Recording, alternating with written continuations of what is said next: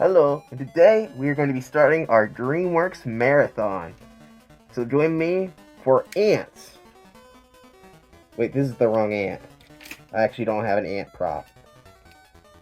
Alright, so we're going to do a DreamWorks marathon. Why DreamWorks? Well, Disney and Pixar have been done deaf, but I plan on doing those marathons in the future. I actually did a marathon at DreamWorks not that long ago for by myself and didn't record or anything. However, I thought it might. I think it's a good time to do it because I just felt like it. I watch like animated movies and I really like DreamWorks movies. And to be honest, they have less worse films than Disney and Pixar, believe it or not. Well, Pixar later down the line has terrible films. And people are like, what? You're probably thinking, what? What are you talking about? DreamWorks films aren't that good. Well, joke's on you, pal. Because their worst films aren't as bad as some of the Disney and Pixar movies. What I'm basically trying to say. There's a couple really bad ones for those studios that I really don't want to watch. So, yeah. Anyway, DreamWorks was formed in 1994 as a film division by Steven Spielberg, Jeffrey Katzenberg, and David Geffen. It was started as mostly a theatrical studio, but they're mostly known for their animation, which is what we're going to be talking about today. I don't really know much about the theatrical movies. I think it's kind of dissolved at this point. But yeah, Jeffrey Katzenberg's like, oh, I have the rights to make a Bug movie. So they released Antz around the same time as Bug's Life. I don't know why, because according from my research on Bug's Life, it seems like it was originally a Pixar idea that had very little to do with Jeffrey Katzenberg, but he's basically the head of the animation part, in case you're wondering. We'll be mentioning him a little bit. He was also a big head of the Disney branch and a little bit Pixar. He had a little influence on Pixar, not a lot, but a lot of influence on the Disney side. But yeah, has a lot of interesting ideas, and he's a very interesting guy. Like, he's really into celebrities voicing characters, which you'll see a lot in the DreamWorks movies, which isn't terrible, to be honest. I know a lot of people give slack on celebrity voice casting, and for the most part, voice actors are better than celebrities. But if you get an actual actor, a lot of times they can voice act. It just depends on how you're casting, and I think Antz is a good example of good casting for celebrities. I mean, typically you want actors and not singers or athletes, because they can be terrible. But yeah, that's DreamWorks. They decided that in '98, before their first theatrical film, which was supposed to be Prince of Egypt, they made Antz. And I don't even think they were supposed to make CGI films either, so Antz is kind of a weird film conceptually, but believe it or not, I am really excited because Antz is actually a pretty good movie. I'm not even joking, I actually really like it, so let's get into it. So the movie starts with a therapy session of our main character, whose name is Z, played by the kind of infamous Woody Allen. I don't really know. This is the only Woody Allen film I've ever seen in my life. Yeah, I know I need to see more movies. I mean, I've seen a lot, but not every movie. You know what I mean? Yeah, one of the big things I gotta mention about this movie is that it's very different than other animated movies. It is not written for like kids in mind, if that makes any sense. It's not like kids can't watch this. There's nothing really bad in it. You know, they do say the word damn a lot. It was written for a more adult audience, which I do appreciate. There's a lot of stuff like therapy sessions and bigger themes of workers and rights and stuff like that. And I kind of appreciate that. It's not like it's a movie that kids can see and not really understand, but they'll maybe want to understand, stuff like that. I appreciate movies that do that. Not that every movie has to do that, but I do really appreciate movies that try to delve deeper into their themes rather than generic black and white stuff. Like the last couple of movies I've seen, which don't have that. The animation I actually quite like. The Antz designs can be a little off-putting, but I don't think they're bad for the time period. I'm a really sucker for early CGI, especially from the 90s. I just love the way it looks. I don't know why. Something about the little off pre-renders that wouldn't pass today. They have more charm, because today they try to make everything hyper-realistic, which can work sometimes, but in anime movies, I much prefer stylization over realism, which a lot of other people do. Also, that joke's pretty great. If you didn't know that, they're assigning their roles before they're even aging, which is a big theme of this movie. If you didn't know, so I gotta say the animation is pretty impressive, especially since when you're reading about the Bugs Life movie that they had to design a new process to have a bunch of the ants in the background. But I don't think Bugs Life takes a good advantage of that at all. Here in Antz, they never mention anything about that, but we got a whole ball of ants there, which is pretty great. I gotta say, I do like this more in Bugs Life, mostly because it knows what the insects are like. they actually do stuff that those insects do. Because, spoiler, ants don't bring food on a giant leaf for grasshoppers. That doesn't happen. But they do form bridges and stuff with their bodies, so that's actually accurate. They might not make wrecking balls, but I like the fact that if they're more intelligent, they probably would. I like that element. Also, our main character kind of sucks. Not gonna. We also got our main villain introduced here, who's I forget his name, General Mandible, who's played by Gene Hackman, who also played Lex Luthor. In case you're wondering, that's the only place I know him from, because I'm uncultured. But yeah, he is the villain who wants to basically genocide most of the ants because he thinks they're inferior species. Can you guess who this guy is supposed to be representing? So our main Ant Z isn't the best character, but he's kind of annoying. But his character does go on a bit of a growth, so it's a little complex. I think his voice is annoying. Sorry, Woody Allen, I'm not a big fan of your stuff, and the fact he might be a creep in real life doesn't help either. But yeah, he has a best friend who's played by Sylvester Stallone, and I don't know his character's name. I call him Stallone Ant.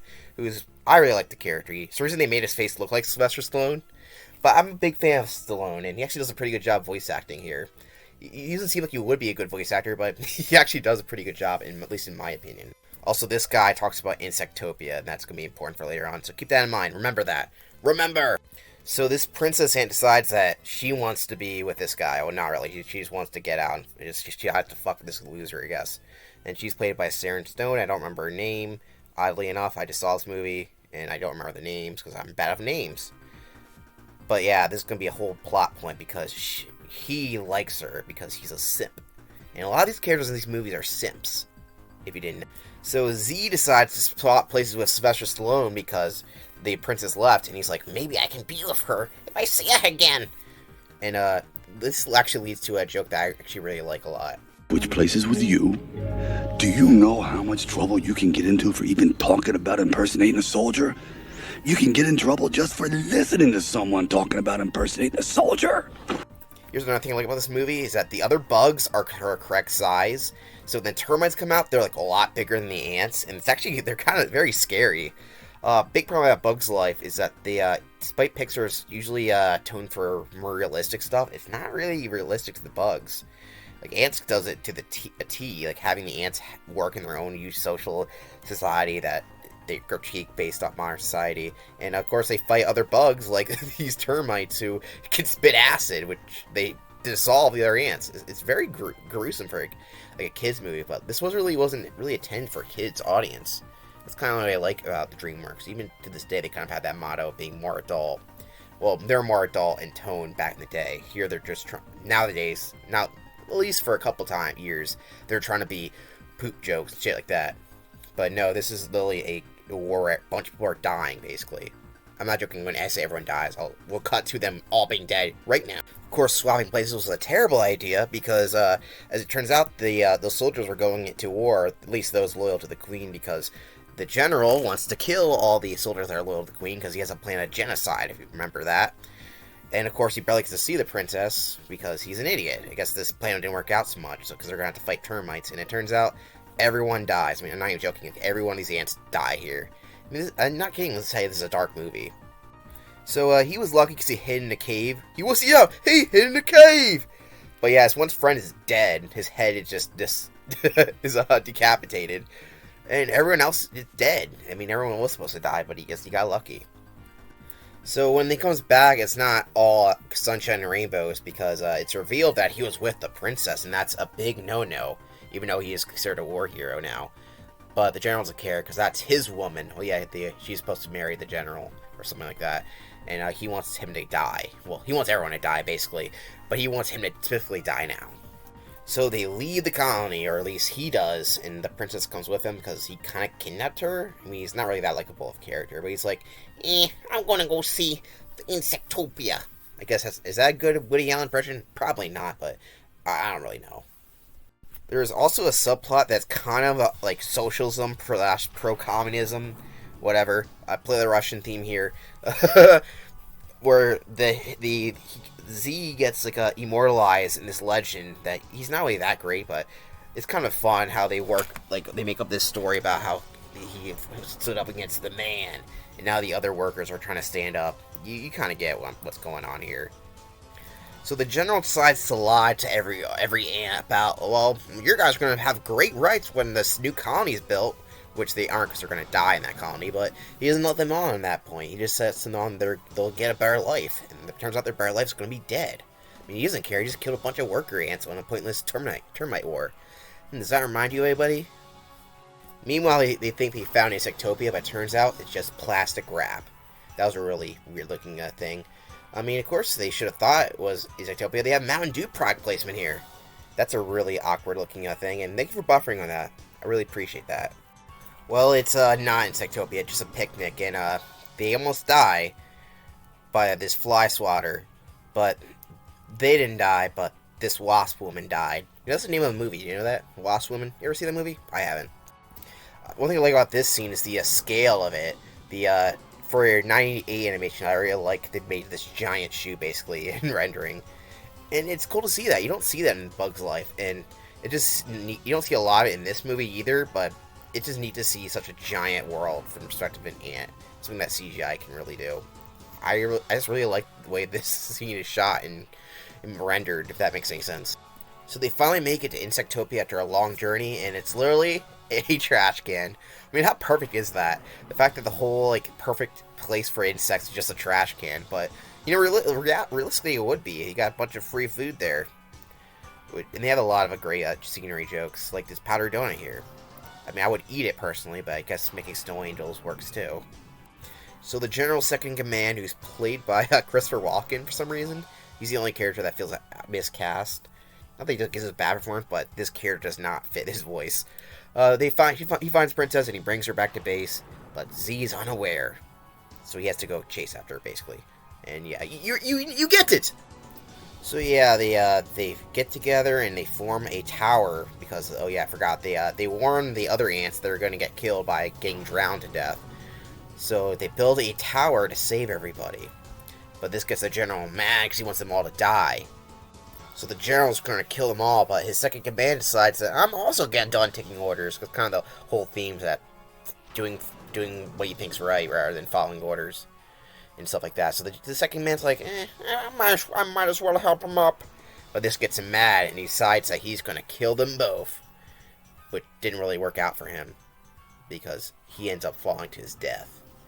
And we get one last death here. Right there, and he's dead. And that was Antz. I quite enjoy it. I know I'm not the majority on that, but I even really like the ending shot where it zooms out to showcase how small the area of the events actually happen. As you can see, the anthill is really right next to the trash can there in the termite hill, which is pretty funny in the grand scheme of things. And of course, it was taking place in Central Park the whole time. I'm quite a big fan of this movie. I think it's better than Bug's Life. I like the early CGI. I like the themes. I think the main character is kind of weak, but at least the character grows. And I like the voice acting and animation a lot. So time to rank it. Or rate it. I give Antz a final score of 9. Other than the main character not being that great and other little nitpicks, I think it's almost a perfect film. So I give it a 9. Thank you for watching, and this movie was made just because Jeffrey Katzenberg was butthurt that he wasn't able to make a Bug movie and rush this out, and I don't know how they rushed it out because it's pretty polished for 98, at least in my opinion. So yeah, thank you for watching, and if you enjoy this, make sure you give a like and follow me on Patreon, link in the description. And next time we'll be looking at our next Dreamworks film, which will be The Prince of Egypt, so stay tuned for that. So let me know what you think's better, Antz or A Bug's Life.